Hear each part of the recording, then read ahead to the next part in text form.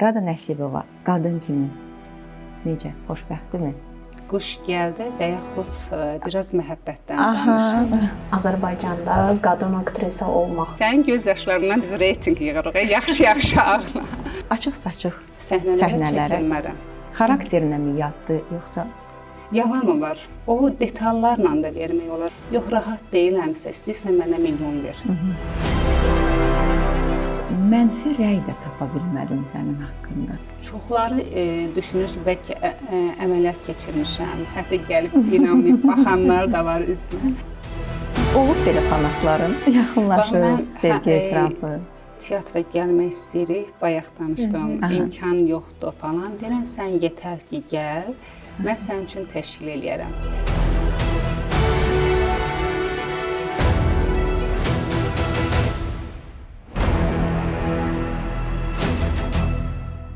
Salam, 200 birə xoş gəlmisiniz. Bugün çox gözəl qonağımız var. Aktrisa Rada Nəsibova. Xoş gəlmisiniz Rada xanım. Sizi burada görmək çox xoşdur.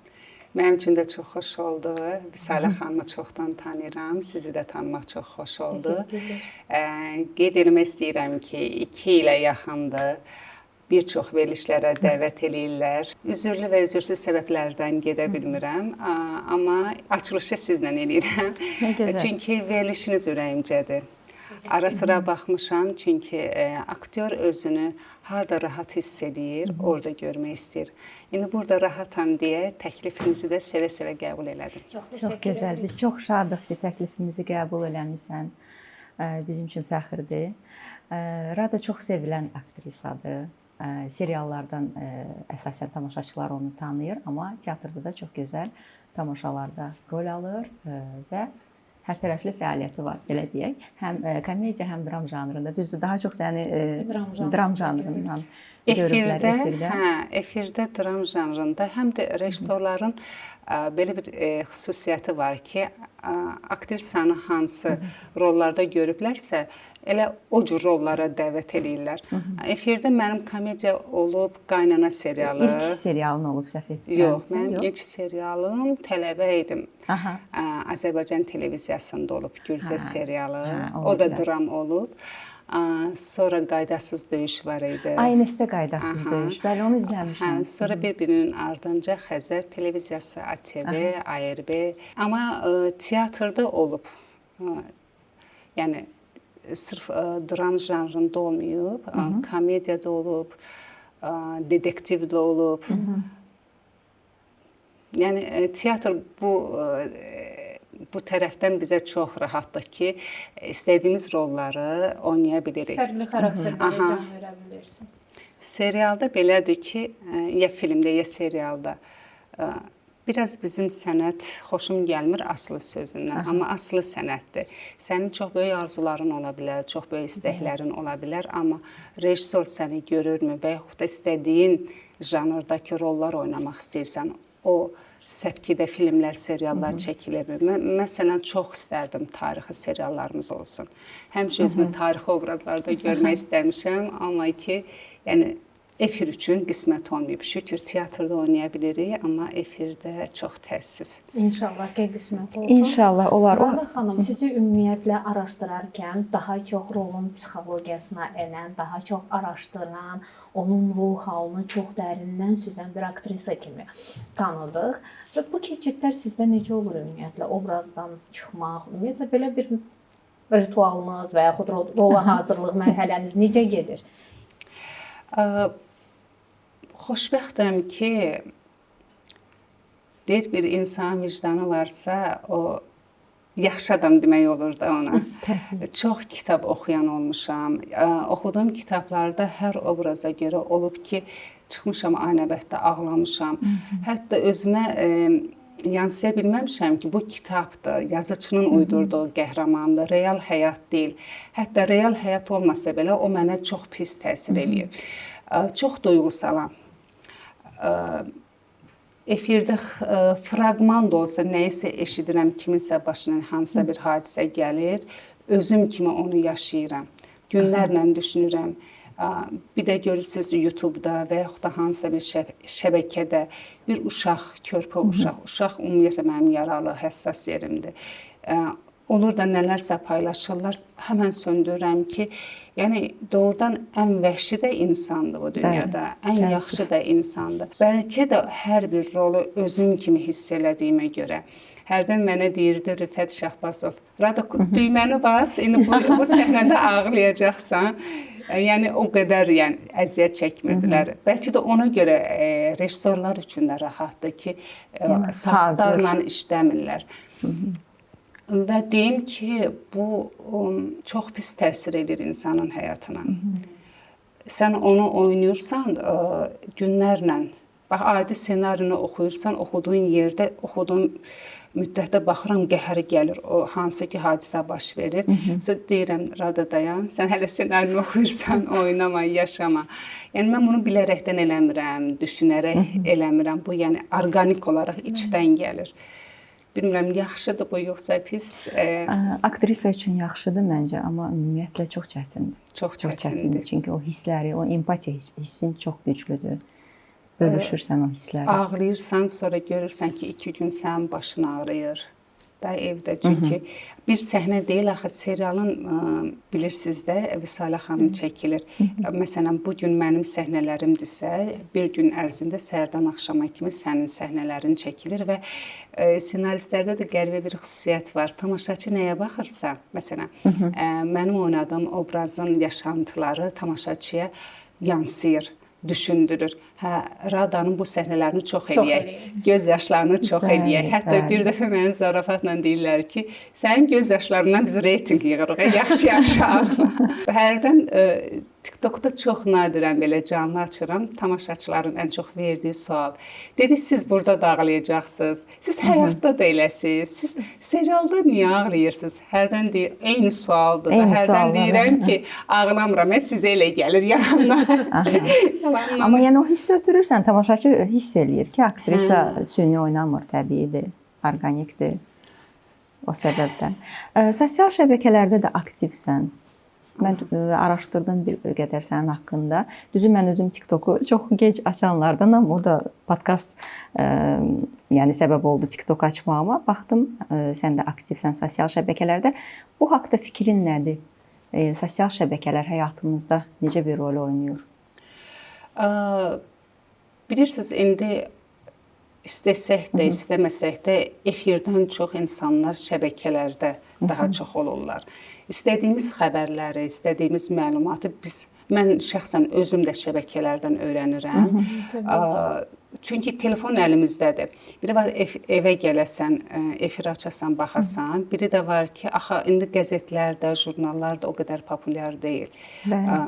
Yolda gedirsən, işdə 5 dəqiqə vaxtın olanda telefona baxırsan, hər şeyi telefondan öyrənirsən. Yəni, əvvəl də bütün dünya evində idi, indi bütün dünya ovucunun içindədir. Bu səbəbdən biz də sənət adamı olduğumuz üçün az-çox gördüyümüz işlərdən o qədər deməzdim aktivəm, amma yenə də aktivliyim var, paylaşım eləyirəm. Belə boş şeyləri də paylaşmaq istəmirəm. Yəni yeni tamaşa varsa tamaşadan. İşini paylaşırsan, onu nəzərdə tutdun. İşimi adam var daha çox aktivdir də. Mən onlara baxıb qiftə eləyirəm.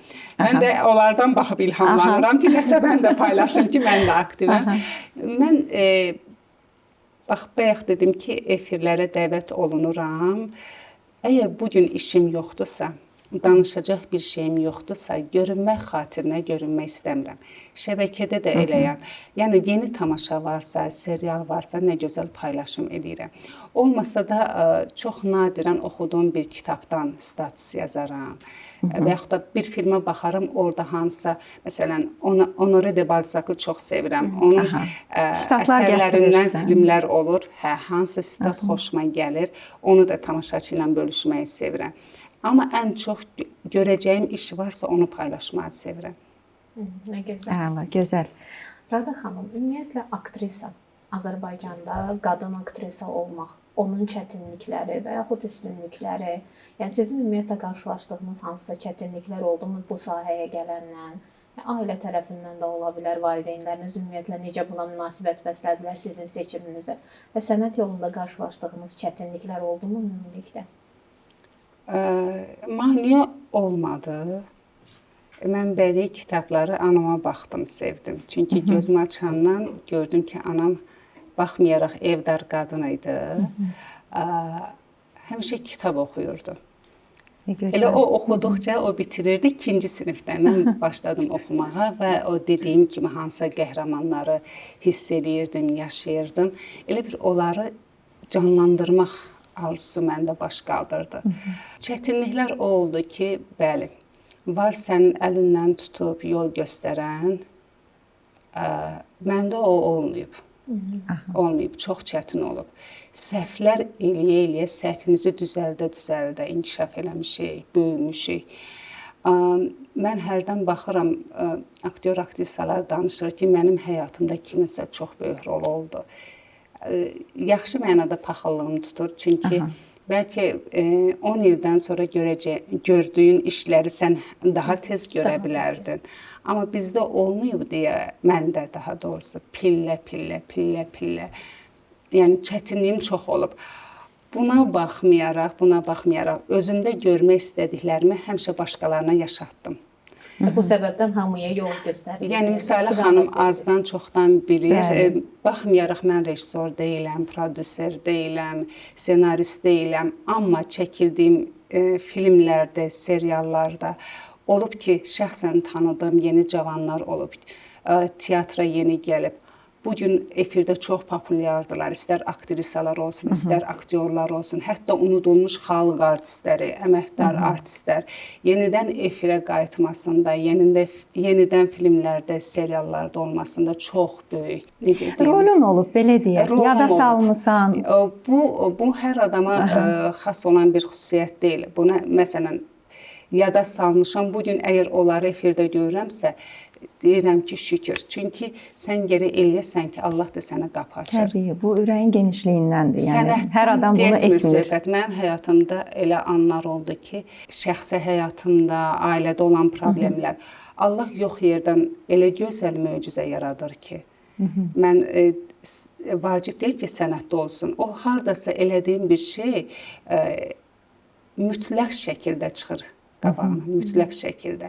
Və ona görə deyirəm ki, ilahi, nə yaxşı ki, mənə bu ürəyi vermisən. Yəni, mənim əlimdə şanslar olsa, böyük imkanlar olsa, daha böyük işlər eləyərəm və daha böyük yollar açaram yeni gələn cavanlara. İstər, nə bilim, ehtiyacı olan sənət adamları var ki, pərdə arxasında o qədər istedadlı insanlar var. Təbii. Çox ağırlıdırlar, çox utancaqdılar, çox, yəni, ağız açmağa utanan insanlar. Ağız açmağa utanırlar, belə deyək. Məsələn, mənim bir sənət dostum var ki, Rada xanım söhbət düşür də, deyir ki, rejissorlar, yeni filmlər, deyirəm, hə, filan kəsin işi çox xoşuma gəlir, istəyərdim və qismət olarsa işləmək.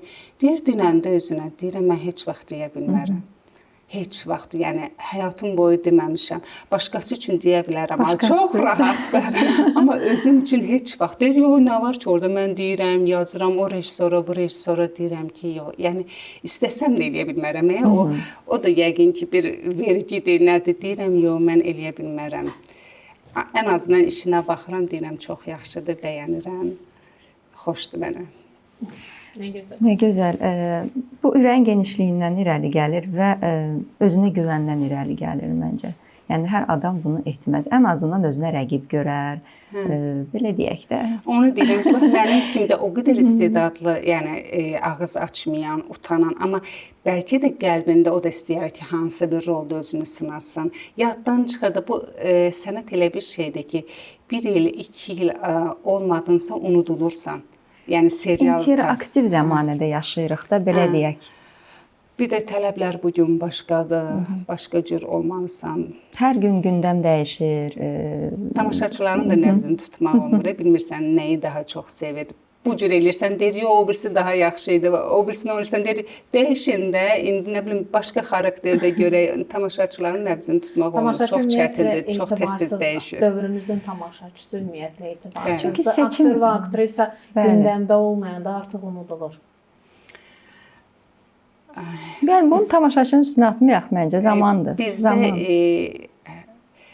görürsünüz, nə qədər çəkilsə də, nə qədər oynasaq da, hələ də deyirlər ki, o dövrün filmləri, o dövrün nəsə eləyə bilmirik də, nəsə çatmır ki, o nəbzi qaytara bilmirik. Mən elə düşünmürəm.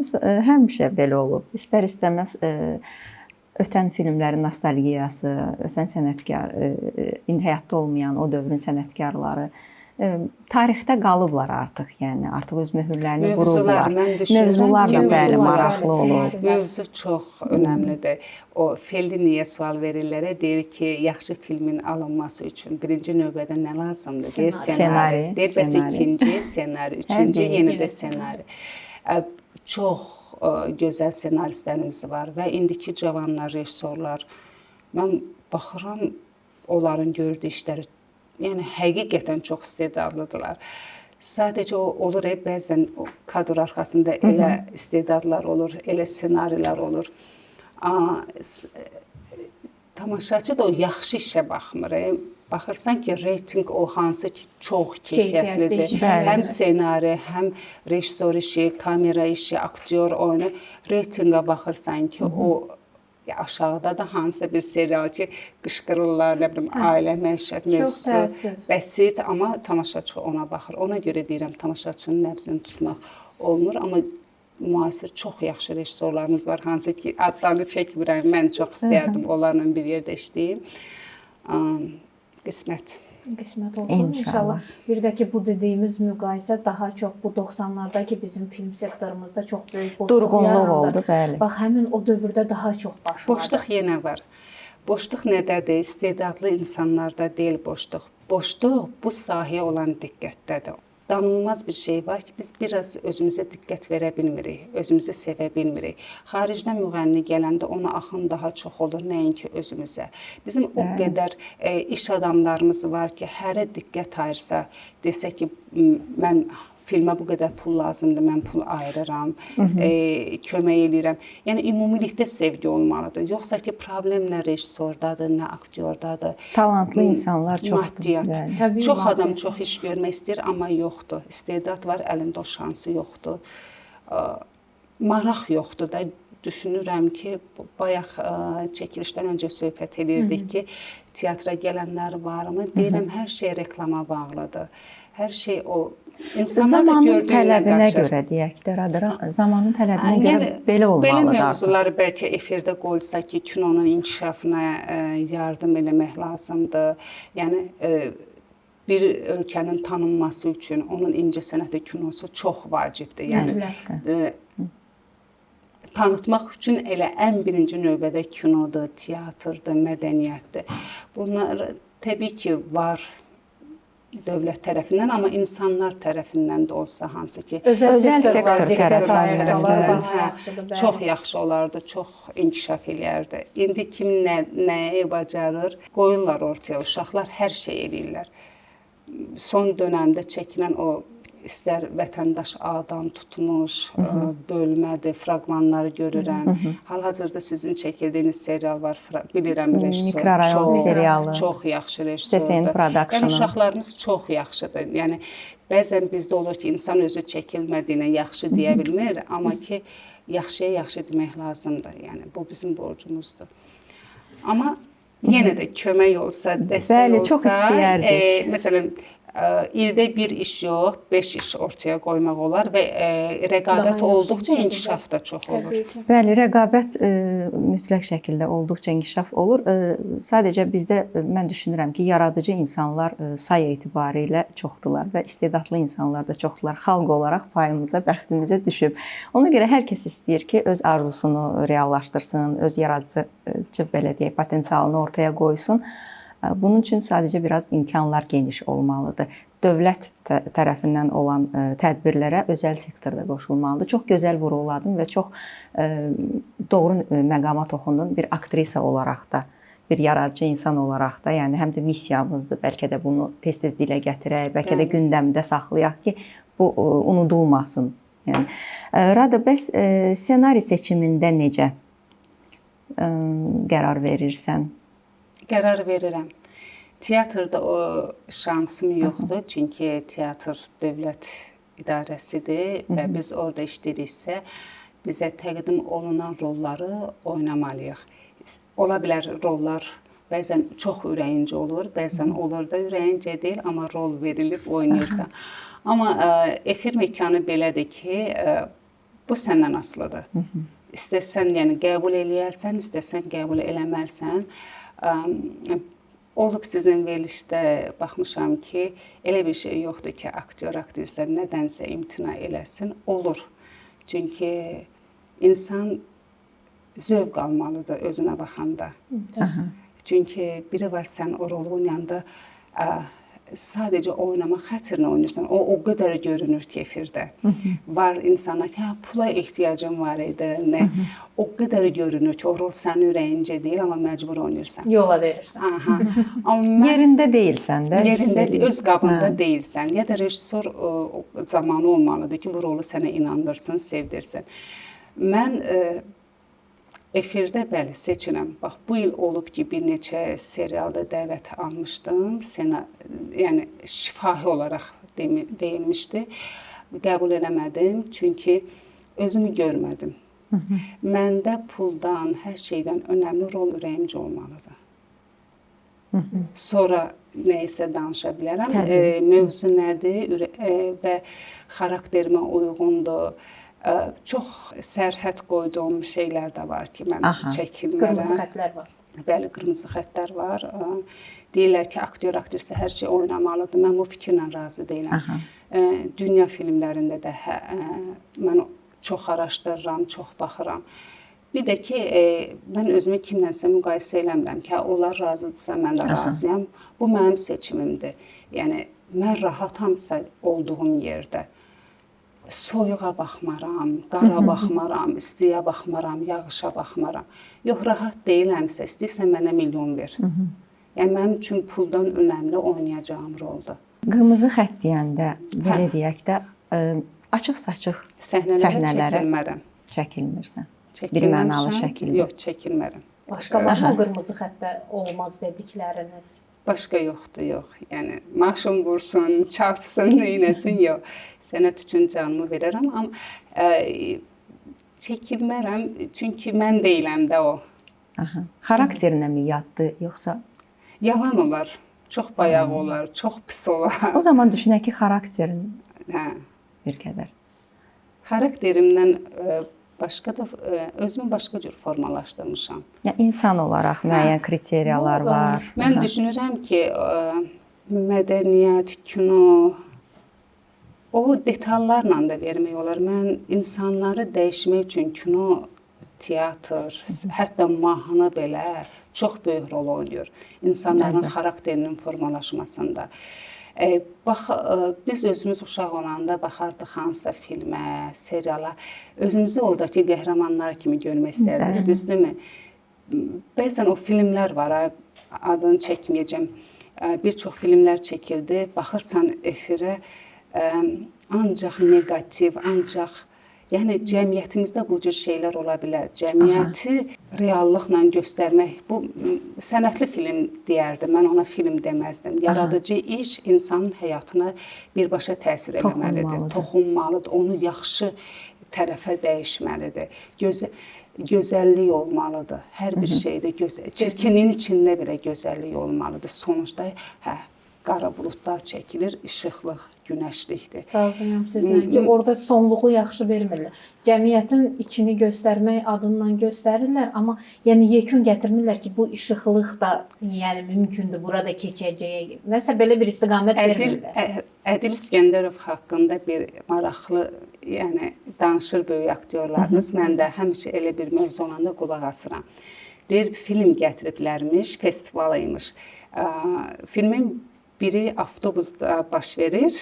Yəni, nə bilim, kimlər ölür, nə hadisələr baş verir. Dəhşətli, qorxu filmi kimi. Biri də hardasa bənzər Əhməd hardadır filmi kimi də. Qız sevir, oğlan belə xoşbəxtdir. Gəlib sual verir ki, rəhmətlik Ədil müəllim, hansı film xoşunuza gəldi? Təbii ki, hamı deyib ki, avtobus filmi xoşumuza gəldi. Çox, yox qadam deyib, o film deyil, o həyatdır. O həyatdır. Film yalan olmalıdır. Mən o söz o qədər qulağımda belə sırğa kimi qaldı ki, Hindistanı biz filmlərinə görə necə baxardıq? Uşaq idik. O tarixini bilməzdik, yaşam tərzini bilməzdik. O vaxt internet bu qədər inkişaf eləməmişdi. İndi baxırıq ki, ay Hindistanı heç pulsuz da aparsalar getmərəm. Amma biz kinolarına baxanda baxırdıq, hər yeri gül çiçəkdir. Oxuyurlar, oynayırlar. Necə saf sevgi var, necə dostluqda bunlar sədaqətlidirlər, atya, anaya. Həmişə filmin sonunda mütləq şəkildə xeyir şərə qalib gəlir. Bu nədir? Mən sonra araşdırmışam ki, Hindistanda bilirsiniz də lap belə kasıb təbəqə var, orta imkanlı təbəqə. Kastalar vardı. Hətta o kasıb təbəqələr gedib çörək almır, o pulu saxlayır, gedir filmə baxmağa. O yalanlar onları inandırır ki, mütləq şəkildə bir gün yaxşı olacaq hər şey. Ümid verir onlara o filmlər. Gözəl həyata bir ümid. Onlar çünki sənətə dəyər verirlər. Onların ümumiyyətlə həyat fəlsəfəsi də buna yönəlib. Gözəlliyə, sənətə dəyər verirlər. Yəni o insan da ümid eləyir ki, bax mənim də həyatım o filmdəki kimi yaxşı olacaq. Necəsə kasıb birdən zəngin olacaq, həyatı tamam dəyişəcək. Deməyim odur ki, mən demirəm, mən mütləq şəkildə, yəni elə olmalıdır, amma film yalan olmalıdır. Film insanlara gözəl şeylər vəd eləməlidir, yaşamaq üçün ümid verməlidir. Xəstəlik varsa mütləq xəstəliyin pis şəkillərini yox, amma o xəstədən necə şəfa yolları var. Bu şəkildə deyirəm ki, insanların həyatını dəyişməlidir. Əgər ona xidmət edirsə, böyük işdir. Xidmət eləmirsə, bax elə Fellinin mən çox sevirəm. Onun Kabilyanın gecələri. Möhtəşəm. Qadın birdən-birə o finalda gəlir, o boyda sevgi ilə bu həyatın dəyişəcəyinə inanır. Hər şeyi atır ki, bu kişi mənim həyatımı dəyişəcək, sıfırdan başlayacaq. Gəlir o quyuya düşür, quyunun dibində şəhərə gəlir musiqilər.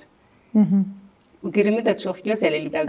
Qadın ağlamır, burada qara vururlar ki, göz yaşı kimi. Həyat davam edir, yenə musiqilər, yenə işıqlar. Yəni orada yenidən yaşamağa dəyər. Yəni o bir dənə detal sənə yenə də ümid verir ki, həyat gözəldir, yaşamağa dəyər.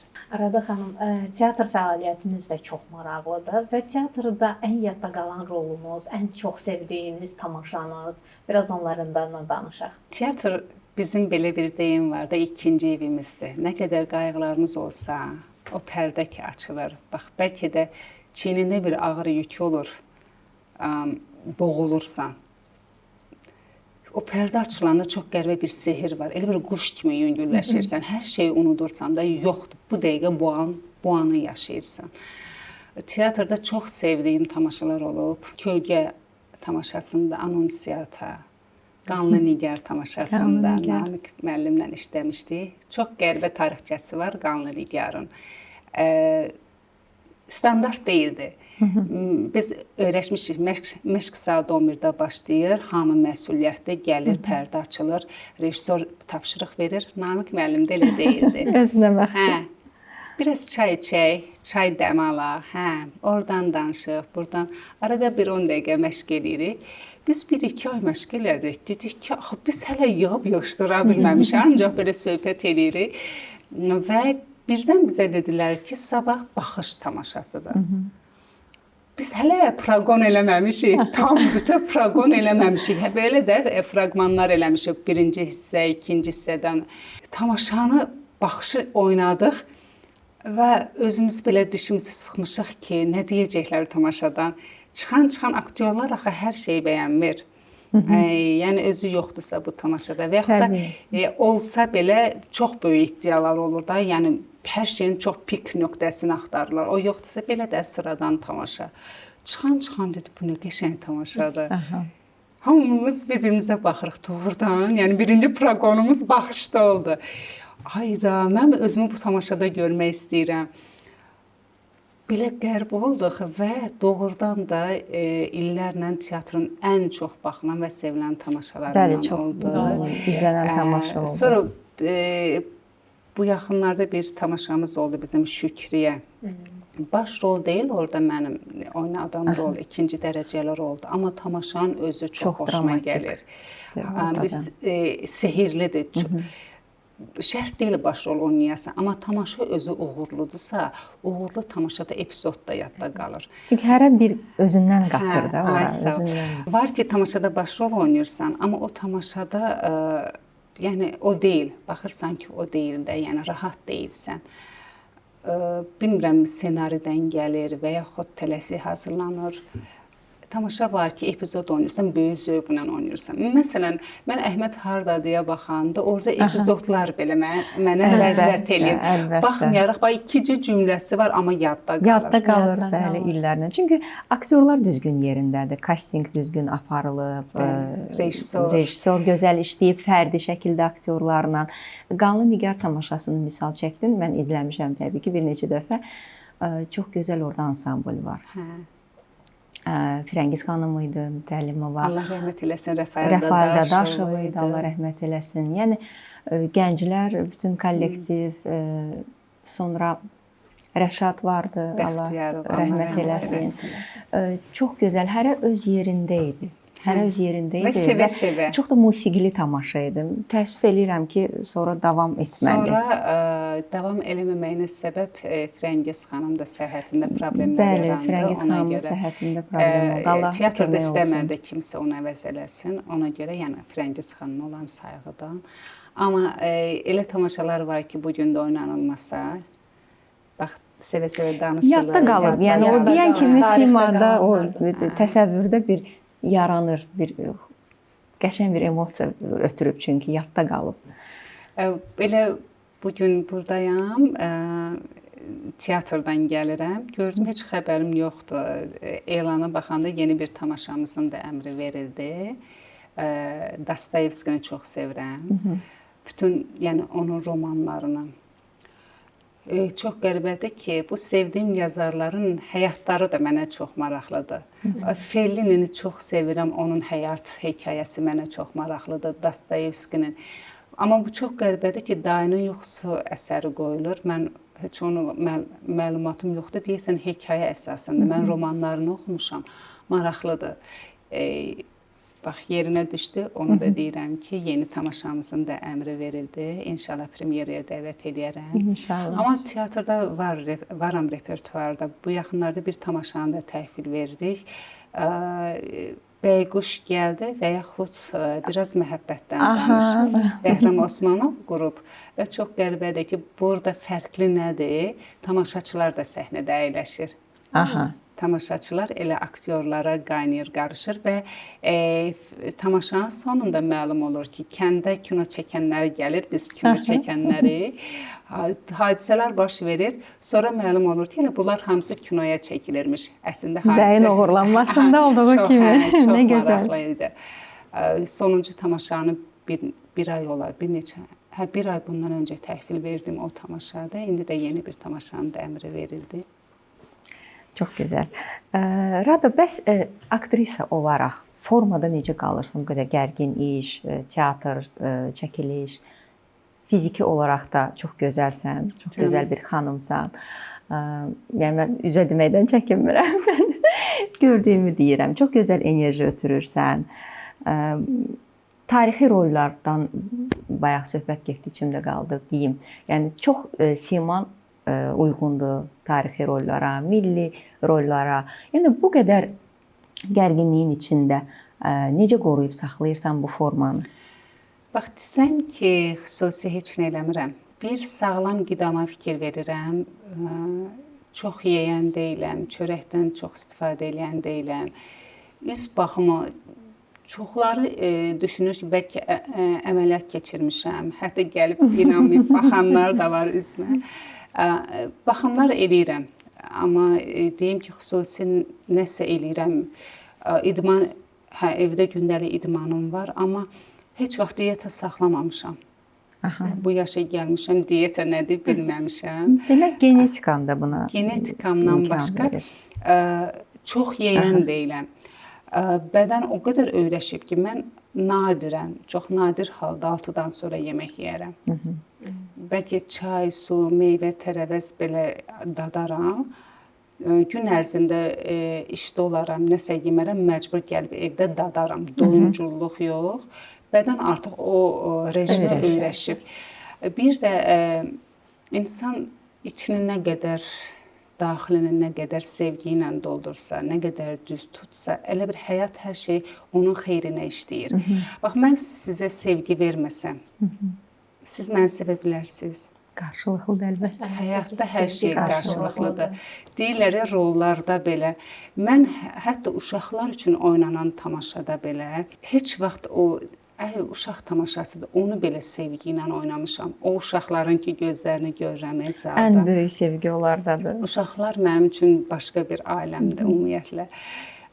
Yəni həyatda rola da o enerjini verirsənsə, onun qarşılığını alırsan. Həyata da mən hərdən verilişlərə baxıram, elə sizin verilişlərinizdə də olub, fraqmanlara baxıram. Bəzən həmkarlarım da olsa, danışanda çox iddialı danışırlar. Mən heç vaxt mən demərəm. Bəli, deyirəm, bariyerim var. O demirəm ki, mən filan rolu möhtəşəm oynayaram, filan kəs oynaya bilməz. Amma rad olaraq mənim bariyerim ola bilər. Amma mən heç vaxt özümü kimdənsə böyük tutmamışam. Heç bir aktyordan, aktrisadan. Mən ondan güclü aktrisayam deyə deməmişəm. Və yaxud mən ondan gözələm deyə deməmişəm. Özünə məxsussan. Mən onu da sevmişəm. Olub ki, mənə rol təklif olunub, mən başqa işdə olmuşam, demişəm ki, amma mənim yerimə filan kəsləri təklif edə bilərəm. Onu hər adam demir də. Bax, məsələ ondadır. Onu hər adam demir. Ona görə düşünürəm ki, bəlkə də o deyirsiniz gənc qalmağıma, bəlkə də o özümü çox nifrətlə, kinlə, paxıllıqla yükləmirəm. Bayaq dediniz titulunuz var. İnanın ki, bu ad məsələsi də bu sənət aləmində bir xəstəlikdir. İllərlə onun həsrətində olanlar var. Verilsə nə gözəl. Deyim ki, yox, istəmərəm, imtina eləyərəm, yalan olar. Amma ki, onun ürəyimə dərd elib yaşamıram. Bugünlə yaşayıram. Sabah nə olacaq bilmək olmaz. Mən sabahı bugünə dərd eləmirəm. Bugün yaşayıram. Bugün məni nə xoşbəxt eləyə bilər. Bir kofe içə bilərəm. Ürəyimə yaxın bir dostumla, tanışımla həm söhbət olaramsa, bugün mənim üçün bu xoşbəxtlikdir. Xoşbəxt olmaq üçün mütləq şəkildə maşının, villan, nə bilim, dünyanı gəzmək şansın mütləq deyil. Sən ananla oturub, nə bilim, parkda 2 dəqiqə gəzə bilərsən, ona tumar çəkirsənsə, xoşbəxtsən. Yəni, bugün mənim gücüm buna çatır. Mən böyük arzuların, xəyalların arxasında durum və ona çata bilmirəmsə, onu özümə niyə yük edirəm ki? Nə mənası var? Ona görə mən niyə çox baxmıram efirə və yaxud da şəbəkəyə? Yox ki, mən hamıdan üstün tuturam, yox. Bəzi o negativ hallar var ki, kim kimdənsə yola getmir, kimin sözü kiminsə boğazından keçmir. Bu mənə incidir. Ona görə maksimum dərəcədə uzaq olmağa çalışıram. Şəbəkələrdə də baby səhifələr var, uşaq səhifələri, nə bilim, dünyanın gözəl şəhərlər. Bu cür səhifələri istəyirəm ki, ruhum rahatlıq tapsın. Şəbəkələrdən dedin, mən dünən bir qədər araşdırdım, diqqət etdim. Mənfi rəy də tapa bilmədim sənin haqqında. Yoxdur. Sevilən aktrisa. Çox sevirlər. Həqiqətən çox sevirlər. O qədər içdən sevgi etirafları gördüm ki, olub belə fanatların yaxınlaşır, sevgi etirafı. Canlı açanda olub ki, insanlar var ki, teatra gəlmək istəyirik, bayaq danışdım, imkan yoxdur falan. Deyirəm, sən yetər ki, gəl, mən sənin üçün təşkil eləyərəm. Olub ki, övladları var uşaq tamaşalarına, təşkil eləmişəm. Yəni, heç tanımıram, üzünü də görməmişəm. Bir kəlmə yazmaqla deyir ki, siz necə hər kəsə belə diqqət ayırırsınız. Deyirəm, mən sizdən birinizəm, mən sizdən heç nə, sənətdə fərqli ola bilərəm. Sən başqa sahədə çalışırsan, mən incəsənət sahəsində çalışıram. Olub ki, elə o insanların içində olub ki, məsələn, canlıya kimsə qoşulub, əlilliyi olub, yardıma ehtiyacı olub. Olur orada deyirlər, kimsə hədiyyə atsın. Demişəm ki, dostlar, əgər əzizdirsə mənim xatirim sizin üçün, mütləq şəkildə mənə xatir yardım eləyə, içimən qarışıb. Bu işləri görüblər deyə, onlar da mənə qoşulublar, kiməsə yardım eləmişik, kömək eləmişik. Bəlkə də insanlar yaxşı şeyə o qədər acdılar ki, mən uşaq olanda bir pis xəbər eşidəndə, pis hadisə eşidəndə dəhşətə gəlirdim ki, həyatda yəni belə bir şey ola bilər. Mümkün deyil. Axı insan necə eləyə bilər bunu? İndi elə bir dövrə gəlmişik. Yaxşı bir şey görəndə çaşıb qalırıq ki, necə bu adam necə ürəyin sahibidir, bu işi görür. O neqativlər o qədər çoxdur ki, yaxşı var ha, amma neqativ o qədər çoxdur ki, yaxşılar görünməz haldadır. Yəni nə qədər yaxşı şeylər paylaşılsa, insanlar o 44 günlük müharibədə o qədər sevdim ki, insanlarımızı necə birləşə bildilər. Həmrəylik göstərdik. Necə bir-birlərinə yardım elədilər, necə hamı bir-birinə sevgi göstərirdi. Bax, kaş ki həmişə elə olar. Həmişə elə olur. Həmişə elə olar, hamı bir-birini sevər. Düşünsən ki, bir anın içində başına nəsə gələ bilər, heç olmasa o xatirəyə görə nəsə elə yaxşı bir iş qalsın. Çox təəssüf ki, biz onları düşünmürük. Çox təəssüf. Düşünsək, inan ki, bəlkə də başqa cür olar. Düşünsək.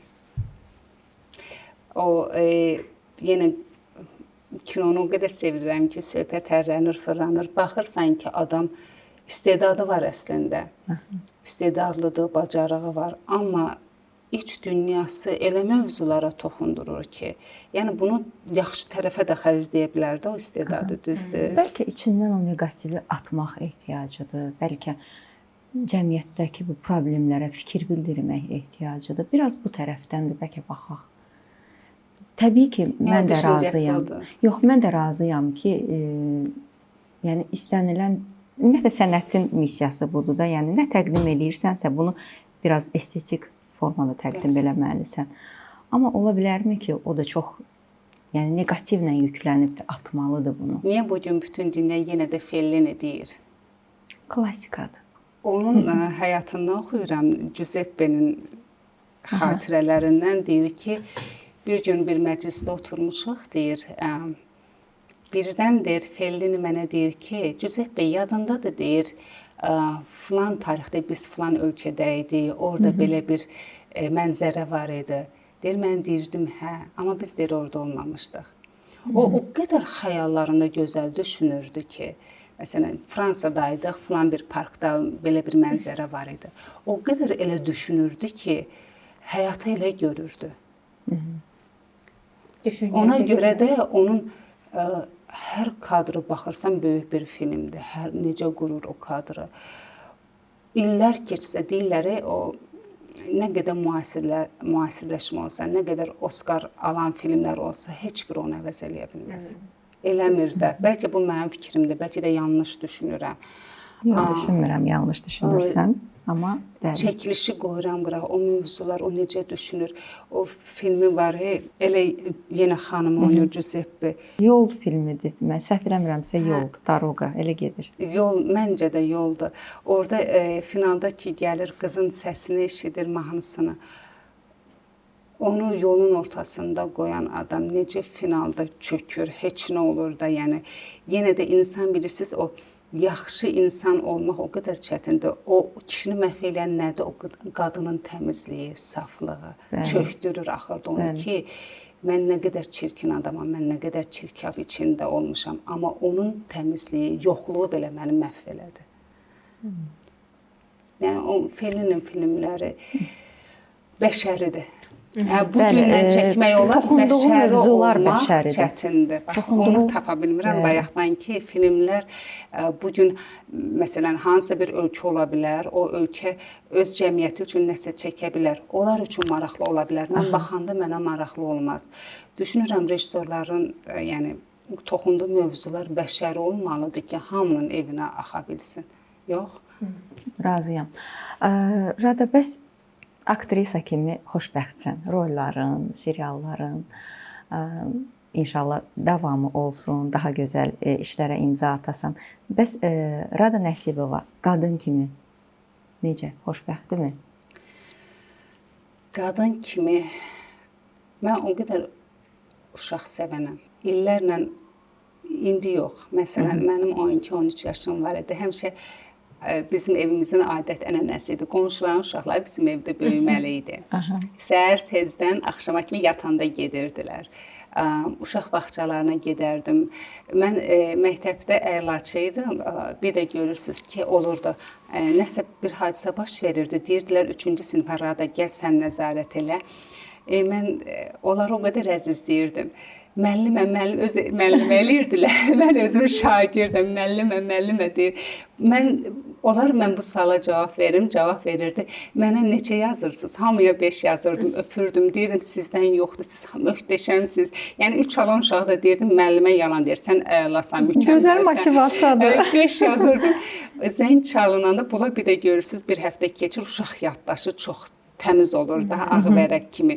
Məni görəndə koridorda, dəhlizdə qaçırdılar üstümə ki, bizə sən dərs edən nə olar ki, yenə mən yaxşı dərs deyərəm. Nə bilim, indiyə qədər bax olub ki, baxdığım uşaqlar əsgər gediblər, qayıdıblar. Sonuncu bir Zəhra adında 2 yaşından, indi 2-ci sinifdə oxuyur. Qonşumuz idi, yeni yaşadığım evdə, mənzildə. Gedən kimi bir uşaq tapıram da, hardasa. Özdə gələn kimi, həyətə girən kimi uşaqlar qaçışır mənim üstümə. İndi o 2-ci sinifdə oxuyur, çəkilişlərdə olanda zəng eləyirdi. Sən gəlmirsən, mən səni gözləyirəm. Gəlir bizə saat 12, bir atası anası zorla aparır da, qışqırır, mən dadayla datıram. Allah o analıq hissini mənə nəsib elədi. Nə gözəl, nə gözəl. Allah qorusun. Fərq eləməzdi. Yəni öz övladım olsa da, olmasa da mənim uşaqlara olan sevgi, mən onlarla uşaqlaşırdım. Onlar o qədər safdılar, o qədər təmizdilər, o qədər işıqlıdılar. Onlar bizim həssas yerimizdir. Ən çox mən onlardan narahatam ki, bax, onlar düzgün formalaşsın bizim filmlərlə, tamaşalarımızla, cəmiyyətdə daha dürüst dayana bilsinlər. Bugün mənim bir oğlum var, adı İbrahimdir. Nə gözəl, nə gözəl. Çox xoşbəxtəm. O qədər gözəl hissdir ki, bu analıq hissi. Baxmayaraq yoxsuz gecələr, baxmayaraq hər anda, yəni mənə deyirlər, niyə yoxsan? Deyirəm ki, onunla keçirdiyim vaxt heç nəyə dəyişmərəm də. Hələ o körpədir, ona görə zamanla ona həsr eləməyi daha üstün tutdum. Allah bütün qadınlara, yəni arzusunda olan adam var ki, seçimi var, istəmir. Yəni mən rahat ana olmaq istəmirəm. Amma kimin ki arzusundadır, Allah nəsib eləsin, doğrudan çox gözəl hissdir. Olmasa belə, yəni mən qadınlarımıza da deyirəm, elə bütün uşaqlar bizim uşaqlarımızdır. Əgər birinin başına tumar çəkirsənsə, xoş söz deyə bilirsənsə, mən yol gedəndə də, cibimdə konfet olanda, bir uşaq görəndə, çünki onların sevgiyə çox böyük ehtiyacı var. Sevgi ilə böyüyən uşaqların cəmiyyəti çox gözəl olur. Fərq eləməz, mənim övladım yoxdursa, mən başqa uşaqlara mütləq şəkildə sevgi verməliyəm. Mütləq şəkildə. Çox gözəl. Rada xanım, bayaq biz özünə baxmaqdan, özünüzü formada saxlamaqdan danışdıq. Yekun olaraq bu aktrisaların daha çox üstünlük verdiyi bu estetik müdaxilələrlə sizin fikrinizdə maraqlı olardı. Ümumiyyətlə siz necə düşünürsünüz? Aktrisa bu addımları atmalıdırmı zahiri görkəmində, üzündə bu müdaxilələrə yer verməlidirmi? Yoxsa elə təbii qocalmaq, təbii yaşalmaq daha gözəldir aktrisa üçün? Kökəlmənin əleyhinəyəm. Çünki ən azından insanın özünün sağlamlığı üçün mütəmadi olaraq insan idman eləyərsə, özü üçün yaxşıdır. Həm bədən formada qalır, həm də ki, o idman elə səni gənc saxlayır. Estetik bizdə o qədər abartılı eləyirlər. Təəssüflər. Yüngül toxunuş ola bilər, məsələn, ehtiyac olarsa. Amma daimi vitamindir, qulluqdur, mən bunları eləyirəm. Düşünmürəm ki, əməliyyat. Öncədən də heç nə demək istəmirəm, doğrudan zaman gələndə bilmirsən də nə baş verə bilər. Amma ki, təbii, nə olursan ol, qaşda da, gözdə də, hər şey təbii daha gözəldir. Olur, hamımız bir-birimizi oxşayaq. Yəni, 3 bacını oynayır, üçümüz də eyniyik. fərqli Özəlliyi olmalıdır da. itir, özəlliyi Birinin itir nə olur, o zaman. dodağı nazik olsun, birinin nə bilim gözü xırda olsun, badam göz olmasın. Fərqli olmalıyıq. Çox təəssüf, indi dövrümüzdə hamı bir-birinə oxşayır. Amma bu ilin trendi var, səhv eləmirəmsə, qarşınıza çıxıb yoxsa yox.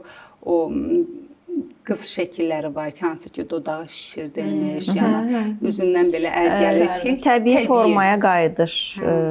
Makyajda da trendlər vardı, demək olar ki. Mən dünya ulduzları var ki, baxmışam səhv olan əməliyyatlardan bədən çox cavandır. Sonra bəli, Üzə baxırsan ki, yaşlı olmağı bir yana çox belə qorxunc hala salırlar. Düzdür. Çox özləri də yəqin ki peşmandırlar, amma gözəllik uğrunadır. Məncə rəqabət çoxdur ona görə. Bu yenə də qadına haqsızlıq olur da, yəni.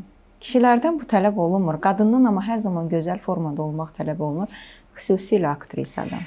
Mən düşünürəm ki, bəlkə də yanlış anlaşılar mənim bu deyimim.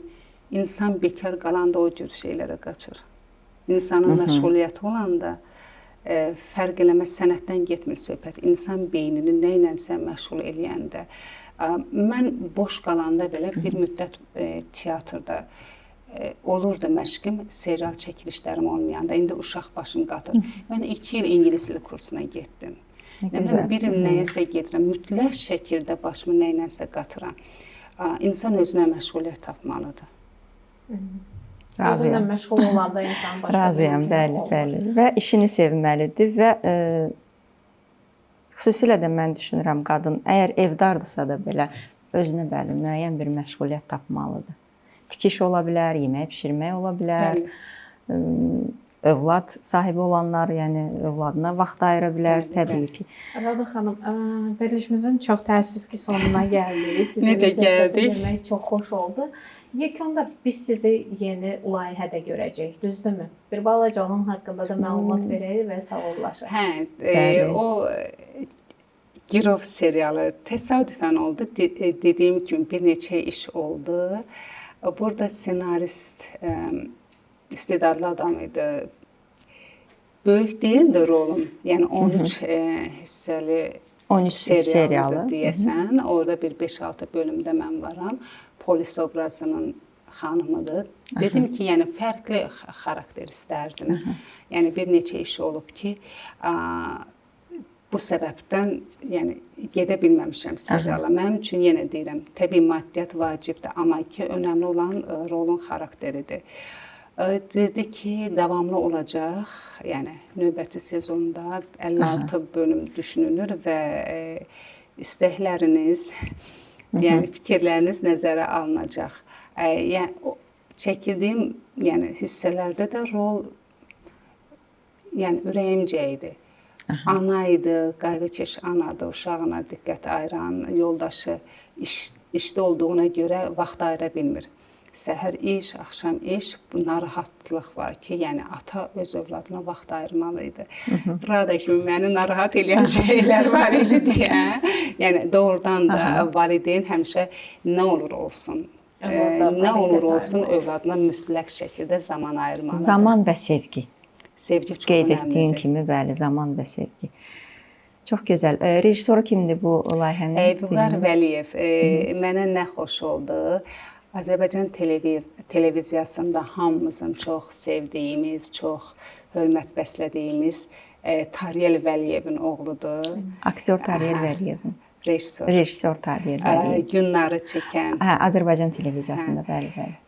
O vaxt ki, hamı Frəngiz xanıma baxırdı, saçını o düzümdə kəstirirdi. Çox sevirdik biz o teletamaşanı. Bəli, Yaşar Nuri. Yəni çox sevirdim o rejissoru. O qədər onunla danışmaq huzurluydu, sakit. Oğlu da eynən. Rada xanım, siz qəbul eləsəz, baxıram ki, yəni rejissorlar var axı, çox səs-dökülü, haylı-küylü. Bu çox sakit adam idi. Elə Tariyel müəllimə olan sevgimlə rejissorun özünə də çox böyük hörmətim oldu, qəbul elədim. Çox da rahat oldu iş prosesi.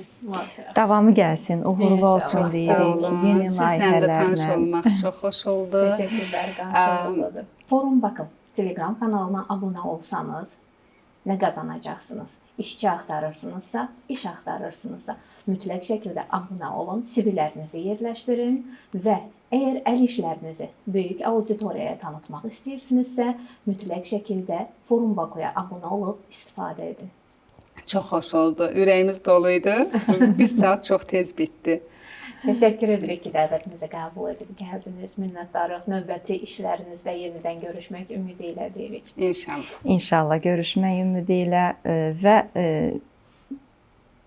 yeni gələn istedadlı insanların həyatına hər zaman toxunmağa, onlar üçün necə deyim, bayaq qeyd etdiyim kimi o cür sevgini, hissi paylaşmağa, ötürməyi hər zaman arzu edirəm sənə.